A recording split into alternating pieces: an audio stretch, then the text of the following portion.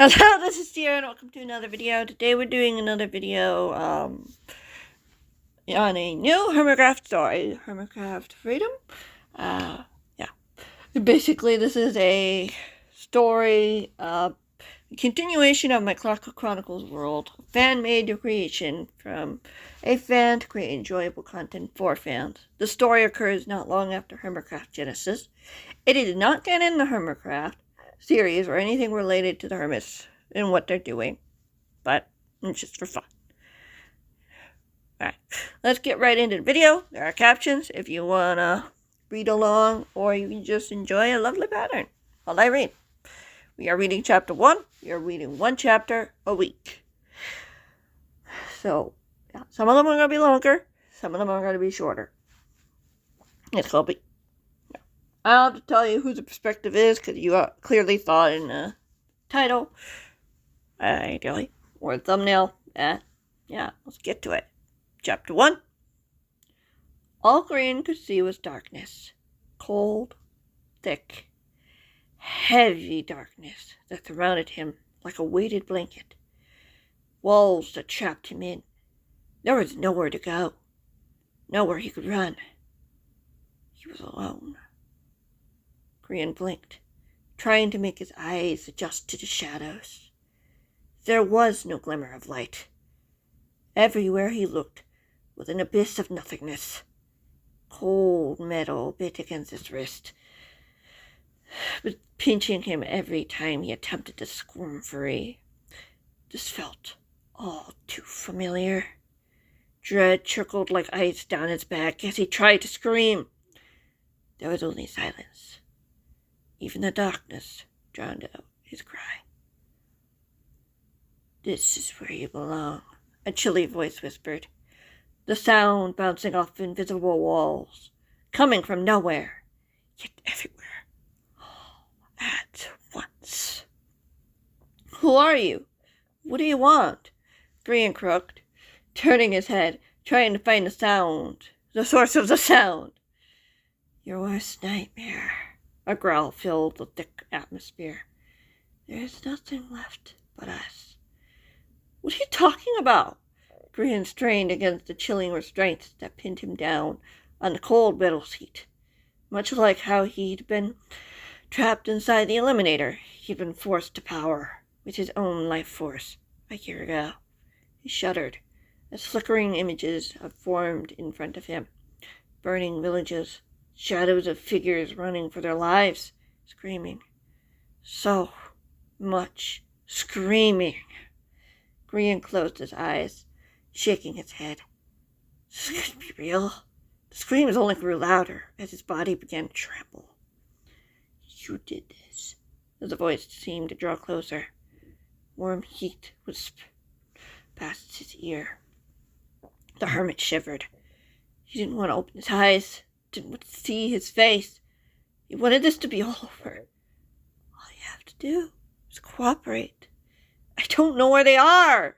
Grian tried to free himself from his restraints again, but they seemed to be growing colder and colder by the minute before a piercing familiar pain sliced through him. He bit back a scream, knowing it was no use. No one would hear him. He was alone. "I don't need you to tell me where they are," the man said darkly, as the hermit whimpered. Energy drained from Grian as his attempts to escape grew weaker. Was he growing tired, or was that his own life force draining away? "I just need you to send a message." "How?" Grian croaked, clenching his fists, trying to fight the pain. Even with his eyes closed, it felt like the world around him was spinning. Would it stop? Would it ever stop? "Please, tell me what you want." "You know what I want, Grian." A chill ran down Grian's spine as the voice whispered into his ear again. More screams filled the air as the hermit squirmed again. His friends were in trouble. He had to do something. "Please, just let them go." Grian stopped, opening his eyes to the darkness once more. This time, he wasn't alone. A figure stood in front of him, leaning close, his face inches from the hermit. All Grian could see, apart from the man's long black cloak,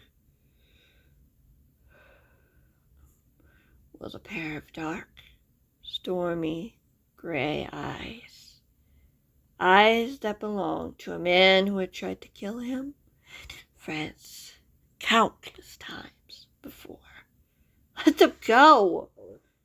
I won't let them, any of them, excuse me, I won't let any of you go until I have what I want, the man said darkly.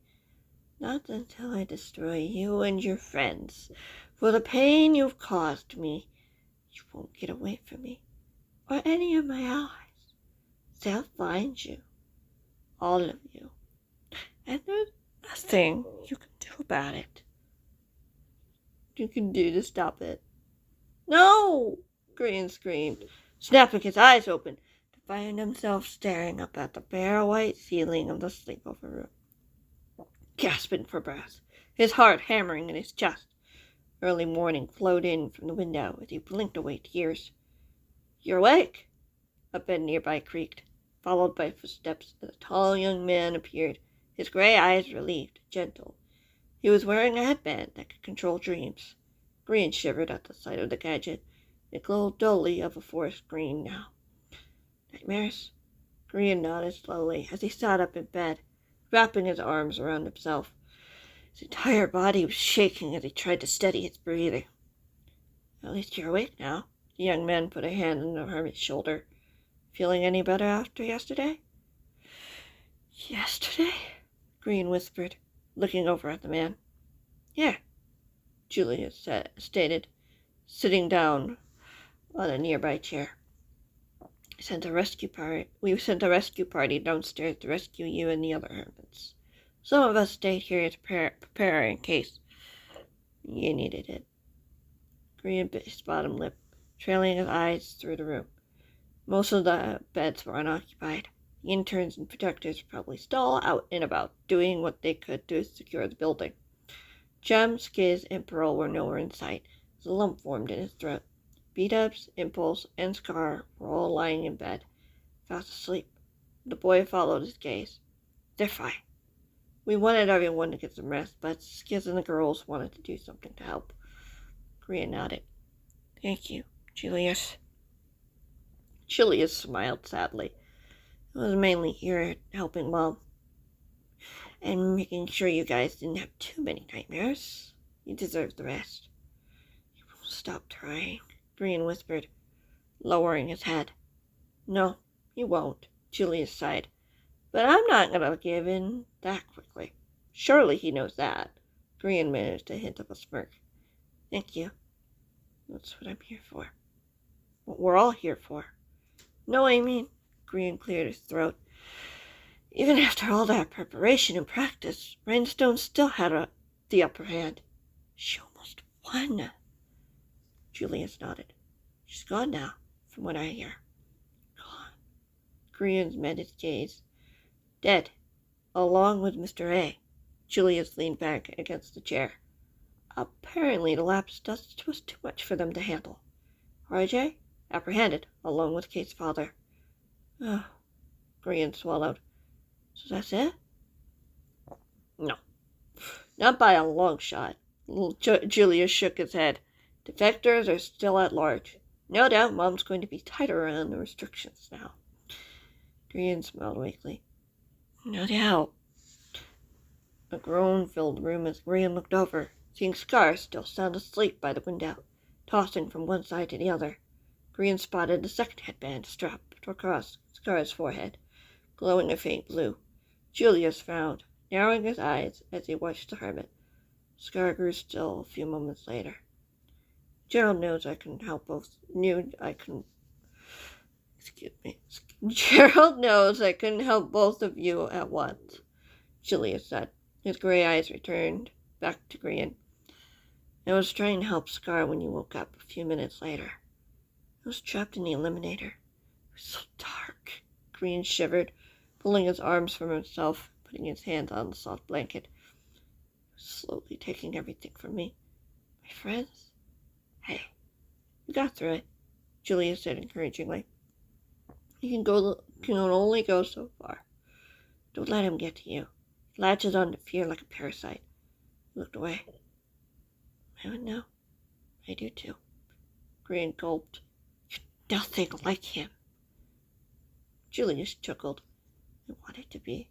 Once upon a time. He's my hero. Who's your hero now? Honestly, I'd probably say my mom. Or else, Julius said casually, before he smiled at the hermit. But you and your friends are pretty cool too. Yeah. Grian giggled, kicking his blankets away. It's okay if I go out into the main room. Julius nodded. Stay close to Liam. He's not far. Okay. Grian rose to his feet, gripping onto the bed rest for support. He looked back over at the other hermits. Are you sure they'll be okay? I won't let anything happen to them, Julius said confidently. His gray eyes gleamed with determination. You deserve to get some time away from dreamland. Grian shuddered. You're stronger when you're alone. I know, Julius replied. Might have to see if I can make something that could ease the nightmares. That would be nice, Grian sighed, walking slowly to the bedroom door. But I think we can solve that problem by getting rid of Gerald. We'll figure it out, G. Julius said simply. Grian turned back, seeing defiance on the young man's face, sincerity written in his eyes as the hermit looked away. A flicker of hope stirred in his heart as he went out into the main hallway. That is chapter 1. I hope you guys enjoyed, and yeah. The next video, chapter 2, will be linked in the description. If it hasn't, you can let me know nicely. But I do try to keep up with that. I have been good at it. Like, I have caught up at this point. So every Clockwork Chronicles video now has the next video available in the description. So if you want to go all the way back to the beginning and watch every single episode, which would take a lot, which would take a while. I don't expect anyone to do that. You can. You can literally start from chapter 1 of the Clockwork Plan, and you can go all the way. It will take a while, though. There's a lot of story. There's a lot of stuff. Yeah. But that's going to be the end of this video. Hope you guys enjoyed. And yeah, I'll see you in the next one, whenever that may be. Goodbye.